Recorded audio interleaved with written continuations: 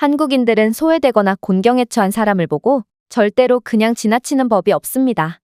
요즘은 한국도 점점 개인주의화되고 있다고 주장하는 사람들도 있으나 외국과 비교한다면 여전히 한국의 따스한 정문화는 보존되고 있다고 할 수 있는데요. 제가 오늘 소개해드릴 주제도 이와 관련이 있습니다. 중국으로 유학을 갔다는 한 외국인은 중국인을 믿다가 강제 귀국을 당할 위기에 처했다고 하는데요. 그러나 이 절체절명의 상황에서 모르는 한국인들이 다가오더니 깜짝 놀랄 만한 행동을 했다고 합니다. 그렇다면 이 외국인이 대체 무슨 일을 겪은 것인지 자세한 내용 살펴보도록 하겠습니다. 나이지리아인의 사연입니다. 안녕하세요. 저는 나이지리아 출신 학생으로 현재는 중국에서 유학 중에 있습니다. 저는 이번 학기를 마치고 다시 제 고국인 나이지리아로 돌아갈 예정이고 그간 중국에서 있었던 일을 회상하다가 절대로 잊지 못할 경험이 떠올랐기에 이렇게 글을 작성하려고 합니다. 일단 아무래도 아프리카인들이 해외로 유학을 가는 경우가 거의 없다 보니 제가 중국에서 가장 많이 들었던 소리는 바로 제가 부자냐는 말이었어요. 물론 저도 제가 부자였으면 좋겠지만 저는 여느 나이지리아 사람들처럼 정말 찢어지게 가난하답니다. 저는 학교에서 저희 나라는 아프리카에서 가장 큰 석유 생산국이라고 배웠는데 도대체 석유를 수출해서 번 돈은 어디에 쓰이는 건지 저뿐만 아니라 제가 살았던 마을의 모든 사람들이 가난했죠. 그러나 저는 가난했지만 공부로 큰 두각을 나타냈어요. 학교 선생님께서는 저보고 여기에 있을 것이 아니라 수도인 아부자에 가서 큰 물에서 놀아야 한다고 하셨죠. 감사하게도 선생님께서는 저를 위해 아부자에 위치한 기숙학교에 추천서를 넣어주셨고 결국 몇 번의 선발 과정을 거친 결과 저는 아부자로 갈 기회가 생겼습니다. 하지만 부모님은 제가 떠나는 것을 반대하셨어요. 사실 제게는 2명의 여동생이 있었는데 2명 다 아동 인신매매범들에 의해 납치를 당해서 행방불명이 되었거든요. 나이지리아에서 이런 납치 사건은 엄청난 사회적 문제죠. 어쨌든 이런 상황 때문에 부모님은 저까지 잃고 싶지 않으셨던 모양이었습니다.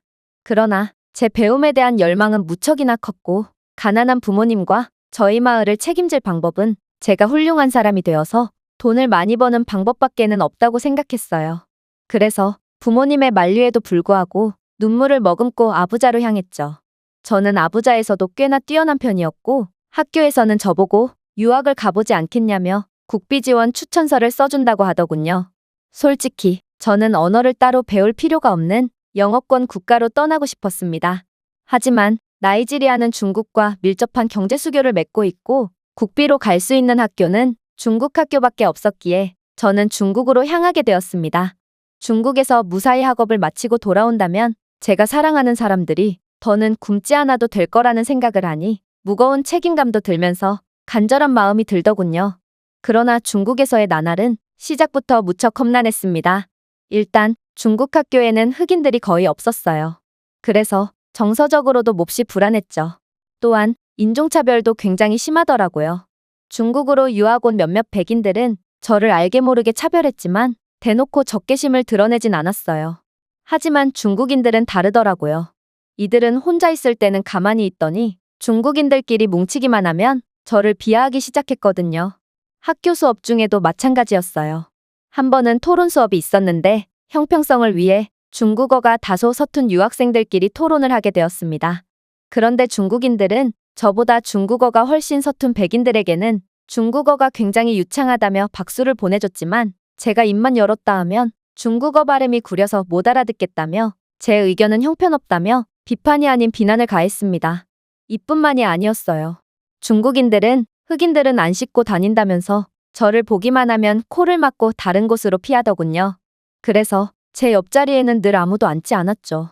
솔직히 저는 너무나도 억울했어요. 제가 그들보다 훨씬 자주 씻고 깨끗하지만 이들의 편견은 저를 더러운 사람으로 만들었거든요. 저는 평소에 활발하고 말도 많은 성격이었지만 이들의 지속적인 차별을 받다 보니 점점 지쳐만 갔고 소극적이고 말도 없어지기 시작했습니다. 하지만 고향에 있는 가족들을 생각하며 죽기 살기로 버텼죠. 그리고 겉으로 티는 안 냈지만 항상 당하고만 살다 보니 제 안에 있는 동양인에 대한 불신과 증오의 감정은 계속 커져만 갔습니다. 한 번은 매번 혼자 다니고 밥도 늘 혼자 먹는 제가 안쓰러웠던지 어떤 한국인 무리 중 한 명이 제게 다가오더군요. 그러고는 같이 밥을 먹자며 챙겨준 적도 있었는데 저는 한국인이나 중국인이나 다 똑같은 사람들일 거라고 생각해서 그의 말을 그냥 무시했던 적도 있습니다. 저는 더 이상 사람에게 상처를 받기 싫었거든요. 하지만 그 뒤로도 나이지리아인들은 축구를 몹시 좋아하는 걸로 알고 있는데 같이 축구를 하지 않겠냐며 오늘 자신의 집에서 파티를 열 건데 함께하지 않겠냐며 그는 제게 계속해서 말을 걸었습니다. 그러나 역시나 저는 이런 친절의 끝에는 흑인에 대한 차별과 혐오만이 있을 거라고 생각해서 전부 거절하고 말았죠. 그러다 엄청난 사건이 터지고 말았습니다. 저는 시험 기간을 며칠 앞두고 중국의 길거리 음식을 잘못 먹었다가 심한 장염에 걸려버리고 말았거든요. 저는 시험에 관한 정보를 듣기 위해 무리해서라도 출석을 하려 했으나 도저히 안 되겠더군요. 그래서 제 중국인 기숙사 룸메이트에게 시험에 관한 정보를 들으면 제게도 알려달라고 부탁했습니다. 중국인 룸메이트 또한 중국인 편에 서서 저를 비하하곤 했지만 다른 중국인들에 비하면 그나마 약과였고 그와 저는 가끔씩 밥도 같이 먹고 잡담도 하는 사이라서 나름 믿을만했기 때문이에요. 그리고 고맙게도 이 친구는 저를 위해 시험범위나 교수님이 중요하다고 언급하신 부분 등 제게 구체적인 정보를 제공해줬습니다. 그리고 시험날 저는 머릿속이 하얘지고 말았습니다. 왜냐하면 치르는 시험마다 족족 처음 보는 내용 투성이었기 때문이에요. 결국 마지막 시험까지 치르고서야 이 중국인 룸메이트가 저를 속였다는 사실을 알아챘습니다.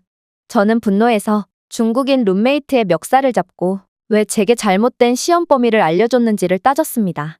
그러자 중국인 룸메이트는 표정 하나 안 변하고 시험은 상대평가인데 내가 왜 경쟁자를 위해 정보를 제공해줘야 하지?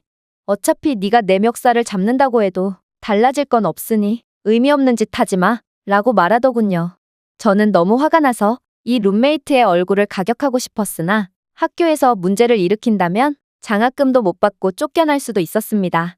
그리고 룸메이트의 중국인 친구 무리들이 옆에서 지켜보고 있어서 저는 참아야만 했죠. 저는 정말 비참한 감정이 들었습니다. 뒤통수를 맞은 것도 모자라 그렇게 당하고도 참아야만 했기 때문이에요. 저는 너무 억울하고 분해서 그날은 잠도 안 오더라고요. 그러나 며칠 뒤 진짜 문제는 따로 있었다는 걸 알았습니다. 중국 학교의 학과 사무실에서 제 형편없는 시험 성적 때문에 다음 학기에 장학금은 지급할 수 없다고 통보했기 때문이에요. 제가 그런 규정은 들은 바가 없다고 말하자 교직원은 교칙상 학기마다 일정 성적에 미달되면 장학금 지급이 안 된다고 하더군요. 이건 정말 청천벽력 같은 소리였어요. 저희 집은 비싼 등록금을 감당할 만한 여력이 안 됐고 이러면 속절없이 귀국을 해야 하기 때문입니다. 저는 엄청난 절망감을 느꼈어요. 그저 중국의 길거리 음식을 잘못 먹은 것 치고는 대가가 너무도 컸기 때문이에요. 저는 그렇게 주저앉아 대성통곡을 하며 울었고 나이지리아에서 고생하는 부모님과 굶는 게 일상인 마을 사람들을 도와줄 수 없게 되었다는 사실에 슬픈 감정은 쉽사리 정리되지 않았어요. 제가 엉엉 울자 중국 학생들은 벌떼같이 모여들어 울고 있는 저를 구경하며 조롱했지만 그 상황에서 저는 그런 건 아무래도 상관이 없었습니다. 그때 일전에 제게 말을 걸었던 한국인 학생이 다가오더군요. 그리고 저를 달래주면서 무슨 일이 있었는지는 모르겠지만 조용한 곳에서 대화를 나누자고 말했습니다. 그렇게 저는 한국인 친구와 이야기를 나누게 되었고 저는 제 상황을 전부 말했어요. 그러자 한국인 친구는 자신도 유학생 신분인데 그런 조건은 듣도 보도 못했다며 뭔가 이상하다고 말하더군요. 그러고는 여기는 중국이고 중국의 일처리와 책임감은 믿을 수 없으니 이런 경우 직접 교칙을 확인해가며 알아봐야 한다고 했습니다. 그리고 제가 감정을 추스를 동안 자신은 교칙을 확인해보겠다며 내일 다시 연락을 주겠다고 하더라고요. 솔직히 저는 이 한국인 친구의 연락을 주겠다는 말을 믿지 않았습니다. 그때의 중국인 룸메이트처럼 그저 저를 농락거리로 이용하는 것일 뿐이라고 생각했죠. 중국인의 말처럼 저를 아무런 대가 없이 도와줄 이유가 없었기 때문이에요. 하지만 이 한국인 친구는 정말로 다음날 제게 연락을 주더군요. 그리고 함께 학과 사무실로 들어갔고 교직원에게 교칙을 들이밀며 저 대신 항의해줬습니다. 교칙에는 2학기 연속으로 성적 미달이면 장학금을 못 받는 걸로 대체하는 구제조항이 있다며 말이죠. 그리고 왜 이 조항에 대해 설명해주지 않았냐고 따졌습니다. 처음에는 그렇게 죽기 살기로 발뺌을 하며 이런 식으로 억지를 부리면 저희 둘 다에게 징계를 주겠다고 협박을 했던 교직원이었으나 한국인 친구의 논리적이고 일목요연한 말솜씨에 결국 자신의 실수를 인정하더군요. 그러나 이 중국인 교직원은 끝까지 사과를 하지 않았고 마치 자신이 자비를 베풀어주는 것처럼 말을 했습니다. 정말 책임감 없는 행동이었죠. 어쨌든 이 한국인 친구는 저희 마을의 영웅과도 같았고 저는 눈물까지 흘리며 그에게 무한한 감사를 표했어요. 그러자 이 한국인 친구는 한국에서는 친구끼리 고맙다거나 미안하다는 말을 사용하지 않는다며 이건 당연한 거라고 말해주었어요. 그 후 저희는 몹시 친해졌고 이 친구와 함께 다니는 다른 한국인 친구들도 저를 편견 없이 대해줬어요. 제겐 새로운 가족이 생겼고 낯선 타지에서 의지할 사람이 생기니 정말 마음이 편해지더라고요. 그리고 매일 시끄럽게 통화를 하고 잘 씻지도 않는 중국인 룸메이트와 갈등을 겪던 저를 위해 이 한국인 친구는 자신의 자취방에도 자주 초대해 주었습니다. 그러고는 자신의 집은 곧 저희 집이라며 편하게 이용하라고 배려해줬어요. 심지어 제가 이 친구와 함께 집에서 쉬고 있을 때도 그는 자신은 이제 수업에 가봐야 한다며 저를 혼자 놔두고 그냥 수업을 들으러 가곤 하더군요. 아무리 친구더라도 어떻게 자신의 집에 가족이 아닌 누군가를 두고 떠나버릴 수가 있는지 저는 정말 신기하다 못해 경이로운 감정이 들었습니다. 제 고향에서는 아무리 친한 친구더라도 절대로 집에 혼자 두진 않거든요.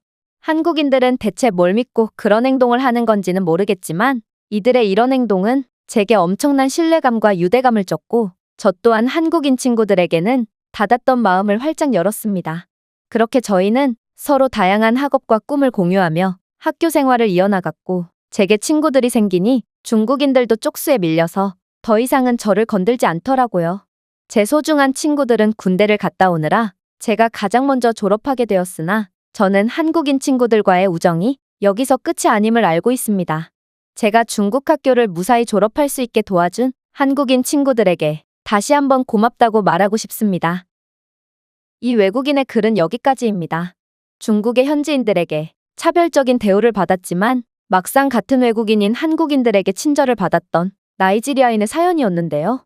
이러한 소외되거나 곤경에 처한 사람을 그냥 두지 않는 한국의 아름다운 정문화가 앞으로도 계속 유지되었으면 좋겠습니다. 제가 준비해온 내용은 여기까지입니다. 끝까지 시청해주셔서 진심으로 감사드리며 여러분들의 구독과 좋아요, 알림 설정은 영상 제작에 큰 힘이 됩니다. 이상 세모튜브였습니다.